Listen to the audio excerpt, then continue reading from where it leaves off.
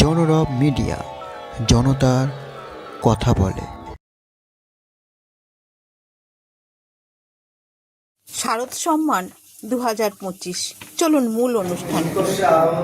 শারদ সম্মান 2025 পূজা পরিক্রমার শুভ সূচনা এই গেস্ট হাউসের কেক কাটার মাধ্যমে শুরু হবে।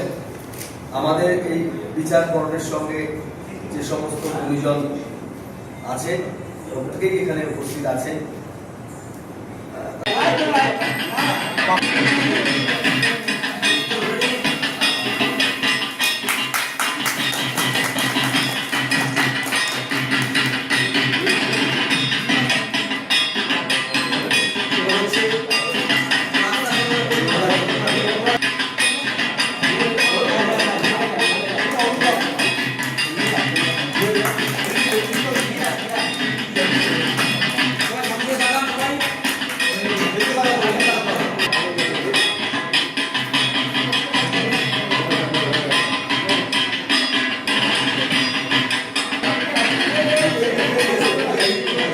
চলুন আমরা নিয়মাবলীগুলো জেনে নিই। আমাদের নিয়মাবলী বলতে বেসিক কিছু ক্রাইটেরিয়া তো থাকবেই। স্বচ্ছমূল্য হতে হবে, পরিষ্কার পরিচ্ছন্ন থাকতে হবে, যে সমস্ত গাইডলাইন্সগুলো সরকার দিয়েছে সেগুলো মানতে হবে। তারপর ফিজিক্যালি চ্যালেঞ্জ যে সমস্ত মানুষজন আছে তাদের আলাদাভাবে সহযোগিতা করতে হবে। এই সমস্ত সরকারি গাইডলাইন যেগুলো আছে সবটাই আমাদের এই গাইডলাইনের সঙ্গে যুক্ত আছে। এটা কি শহর ভিত্তিক নাকি গ্রামাঞ্চলেও না, এটা মূলত শহর ভিত্তিকই আছে। কলকাতা শহর, হাওড়া শহর, সেই সঙ্গে সল্টলেক, এই সব অঞ্চলের বারোয়ারি পুজো কমিটি, তার সঙ্গে রয়েছে কলকাতা পার্শ্ববর্তী অঞ্চলের আবাস।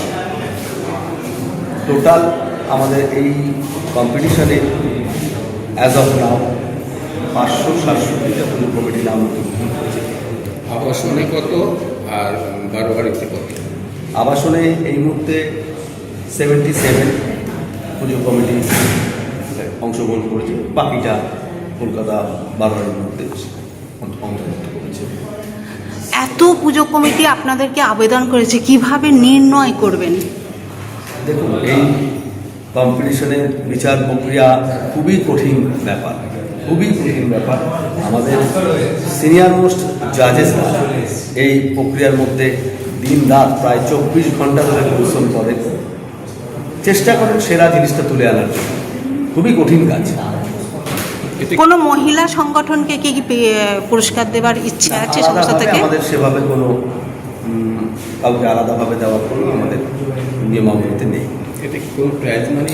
প্রাইজ মানি প্রত্যেকটা পুজো কমিটি আমাদের বারোয়ারের জন্য সেরা 20,000 টাকা করে পাবে, আর আবাসনের জন্য সেরা 20,000 টাকা করে পাবে। হাওড়া শহরের যে 1200 বারোয়ারিগুলো আছে তাদেরও সেরা প্রত্যেককে 20,000 টাকা, সেই সঙ্গে একটা সুন্দর ট্রফিও দেওয়া।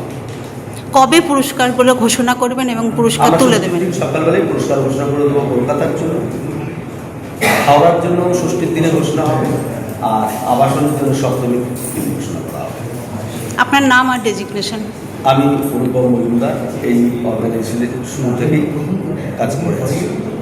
কি বলবেন যারা ঠাকুর দেখতে জন্য আকুল আগ্রহে অপেক্ষা করছে, তাদের জন্য কি বার্তা দেবেন? আমার একটাই বার্তা, সবাই সুন্দরভাবে ঠাকুর দেখুন, নিয়ম শৃঙ্খলা মানুন, যে সমস্ত নিয়মাবলী সরকার দিয়েছে এগুলো যাতে তাদের সঙ্গে সহযোগিতা করে আপনার পুজো ভালোভাবে কাটান।